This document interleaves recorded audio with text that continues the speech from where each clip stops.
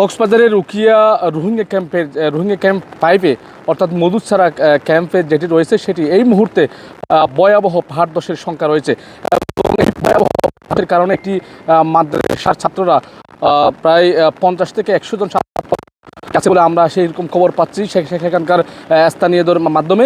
এবং আমরা সে বিষয়ে উপজেলা ইউনো এবং RRCর কাছে বারবার যোগাযোগ করার চেষ্টা করছি, তাদের কাছ থেকে কোনো রেসপন্স আমরা পাচ্ছি না। তবে আমরা যতটুকু জানতে পেরেছি সেখানে এই মুহূর্তে পুলিশ, ফায়ার সার্ভিস গিয়েছিলেন এবং সেখানে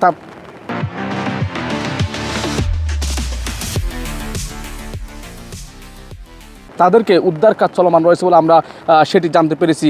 আমরা যতটুকু জানতে পেরেছি সেটি হচ্ছে উকিয়া রোহিঙ্গা ক্যাম্পের 5 যেটি রয়েছে সেখানে মাদ্রাসাটি পাহাড় ধসে শিশুসহ বেশ কয়েকজন মৃত্যুর ঘটনা ঘটছে, সেটি আমরা জানতে পেরেছি।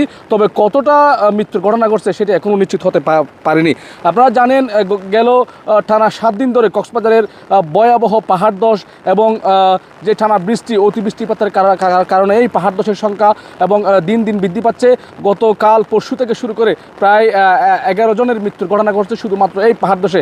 আজকে কিছুক্ষণ আগেই রোহিঙ্গা ক্যাম্পের যে মধুছাড়া ক্যাম্প 5 রয়েছে সেই 5-এ এইরকম একটি ভয়াবহ ঘটনা ঘটেছে, সেরকম আমরা ইতিমধ্যে খবর পেয়েছি। স্থানীয় রোহিঙ্গাদের থেকে আমরা যতটুকু জানতে পেরেছি তারা বলছেন যে সেখানে ভয়াবহ একটি পাহাড় ধসের কারণে একটি বালিকা মাদ্রাসার প্রায় 100 ছাত্র সেখানে আটকে পড়েছে এবং কয়জন নিহত হয়েছেন সেটি এখনও পর্যন্ত জানা যায়নি। এই ছিল আমার কাছে রোহিঙ্গা ক্যাম্পের সর্বশেষ পরিস্থিতি।